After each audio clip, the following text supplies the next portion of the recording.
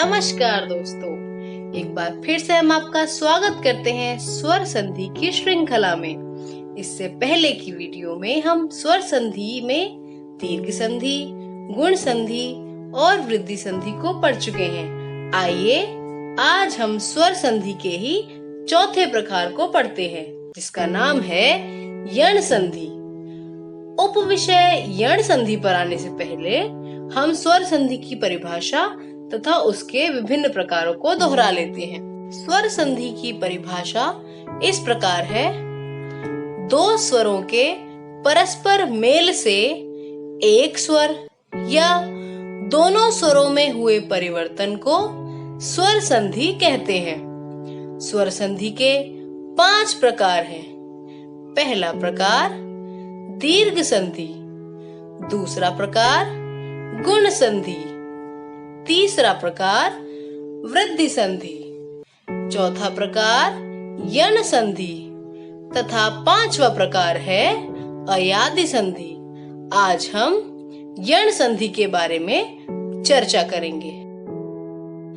यण संधि जिस संधि में ई, उ या री किसी अन्य असमान स्वर के साथ मिलकर य, व अथवा र बनाते हो तो इसे यण संधि कहा जाता है। मित्रों, यहाँ यण संधि के ये 3 पहचान शब्द दिए गए हैं: य, व, त्र। आइए अब यण संधि में होने वाले परिवर्तन को ध्यान से देखते हैं। इस कॉलम को ध्यान से देखिए। यहाँ जब ऋस्व ई की संधि ऋस्व अ से होती है तो य का उच्चारण होता है। जैसे ई और अ को जब एक साथ बोला जाएगा तब य का उच्चारण होगा। दूसरे में देखिए, जब ऋस्व ई की संधि दीर्घ आ से होती है तो भी य का ही उच्चारण होता है। जैसे ई जमा आ मिलकर बना य। अगला, जब दीर्घ ई की संधि ऋस्व अ से होती है तो भी य ही बनता है। जैसे ई जमा अ मिलकर बना य। अगला प्रकार, जब दीर्घ ई की संधि दीर्घ आ से होती है तो भी य ही बनता है। आगे देखिए, 5वें और 6ठे उदाहरण को देखिए ध्यान से। जब ऋस्व ई तथा दीर्घ ई की संधि ऋस्व उ से होती है तो भी य का ही उच्चारण होता है। आइए अब यण संधि के ही दूसरे वर्ण व को समझ लेते हैं। यहाँ जब ऋस्व उ की संधि ऋस्व अ से होती है तो व का उच्चारण होता है। यदि दीर्घ उ की संधि ऋस्व अ से होगी तो भी व का ही उच्चारण होगा। तीसरा नंबर, ऋस्व उ जमा दीर्घ आ वा का उच्चारण ही देगा। चौथा उदाहरण देखिए, दीर्घ उ जमा दीर्घ आ, यह भी मिलकर व ही बनाएगा। 5वां प्रकार, ऋस्व उ तथा ऋस्व ई मिलकर व का उच्चारण ही करेगा।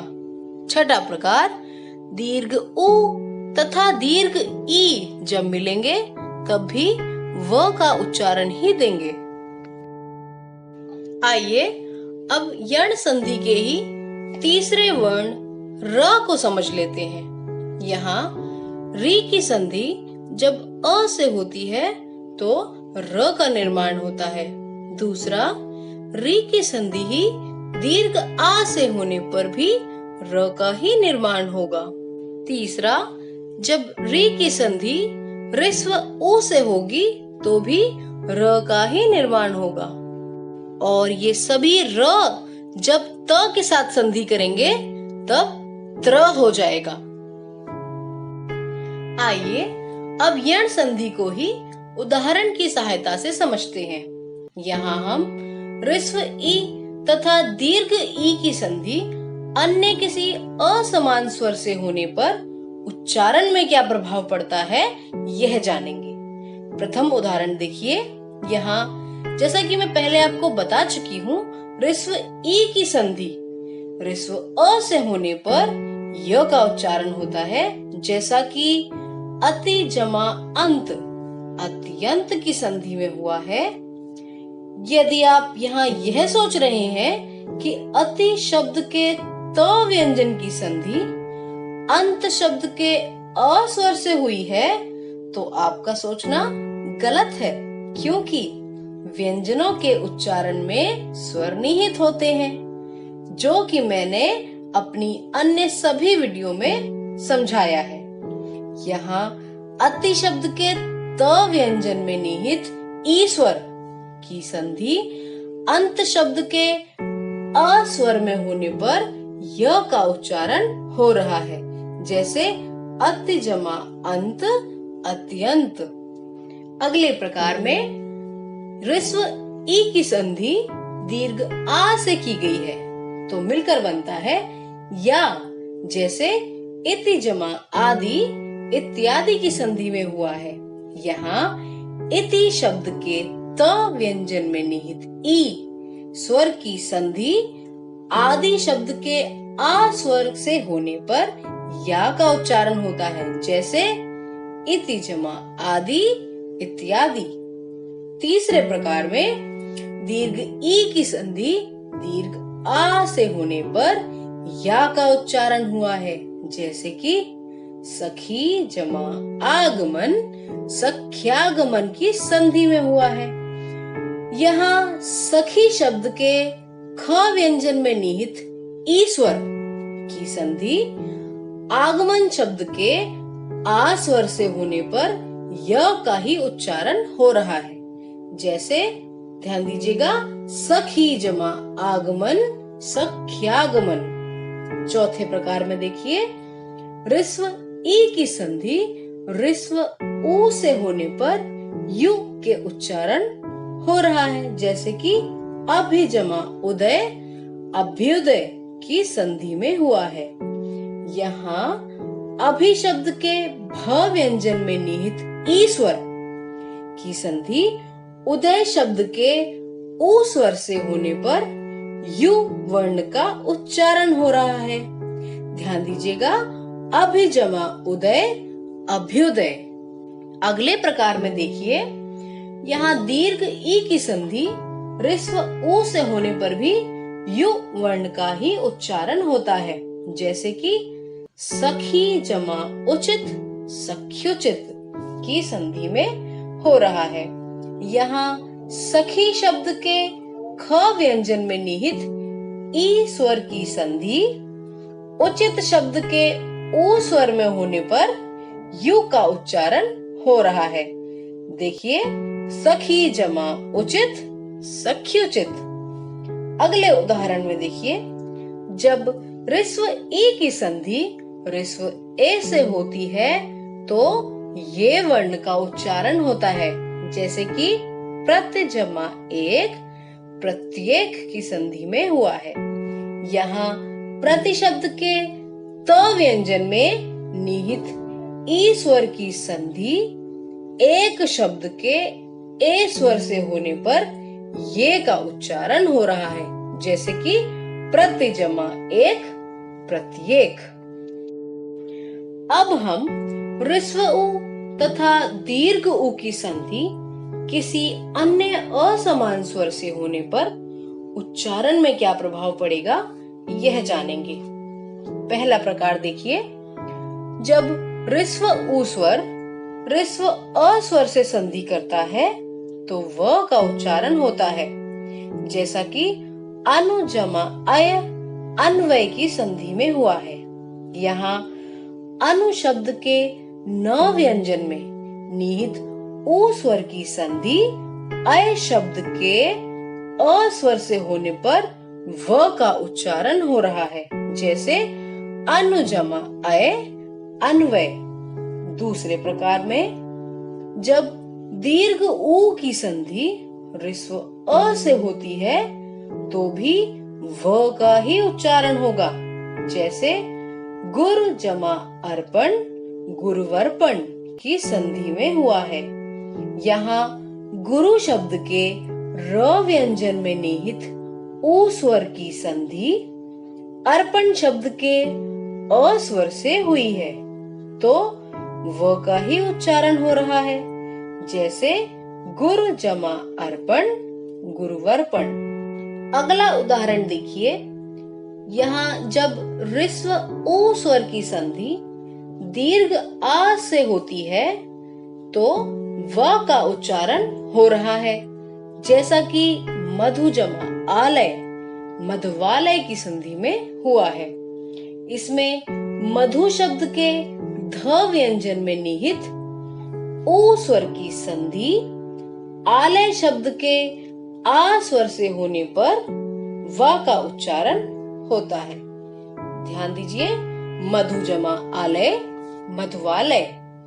चौथे प्रकार में देखिए, ऋस्व ऊ की संधि अन्य असमान स्वर ए से होने पर वे का उच्चारण हुआ है, जैसा कि अनुजमा एशक अन्वेषक शब्द की संधि में हुआ है। यहाँ अनु शब्द के न व्यंजन में निहित ऊ स्वर की संधि एशक शब्द के ए स्वर में होने पर वे का उच्चारण होता है, जैसे अनुजमा एशक अन्वेषक।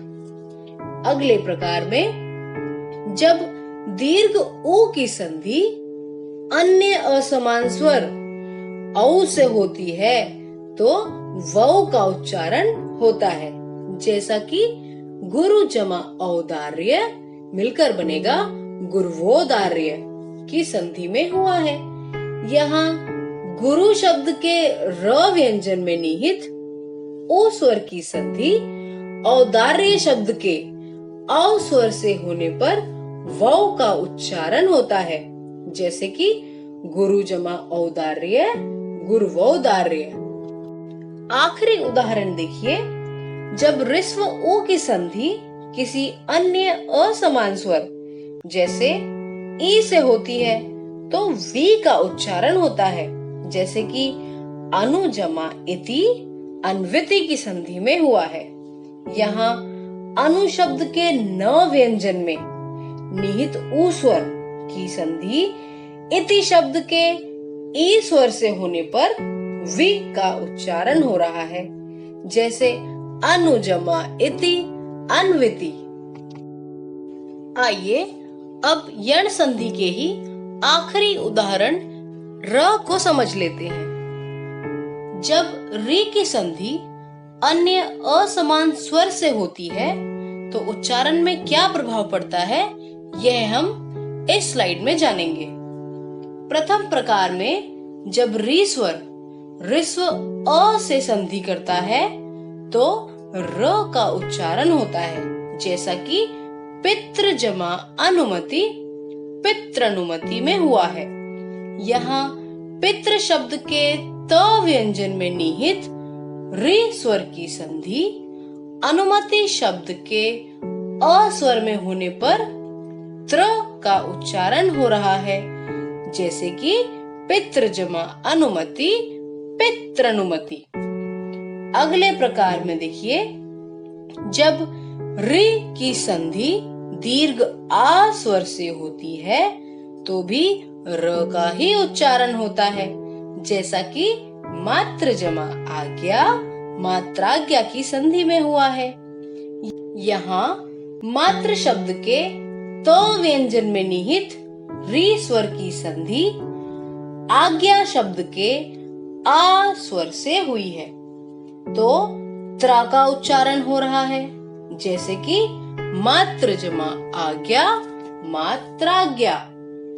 अब यण संधि के अंतिम उदाहरण को देखिए।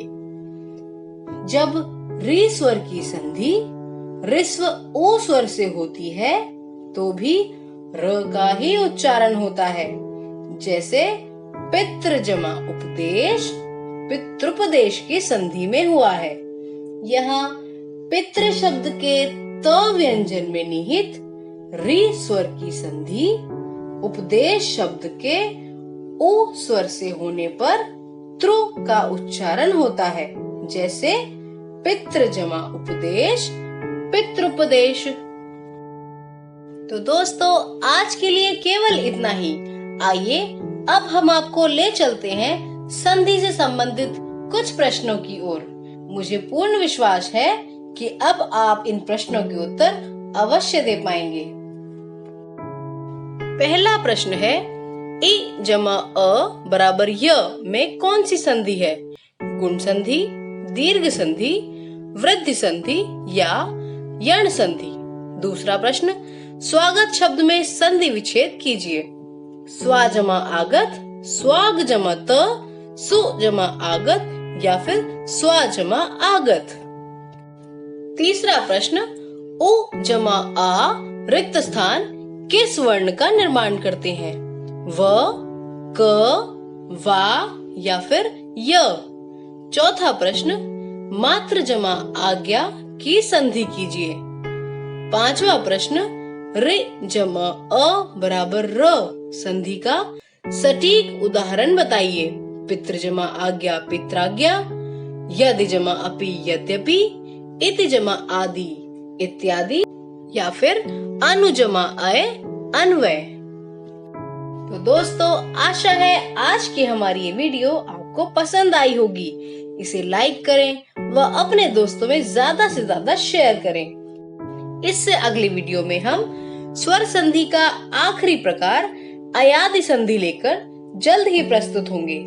अगर आपने हमारा चैनल अब तक सब्सक्राइब नहीं किया है तो पाठ्यक्रम की आगामी वीडियोस के लिए इसे तुरंत सब्सक्राइब करें। धन्यवाद।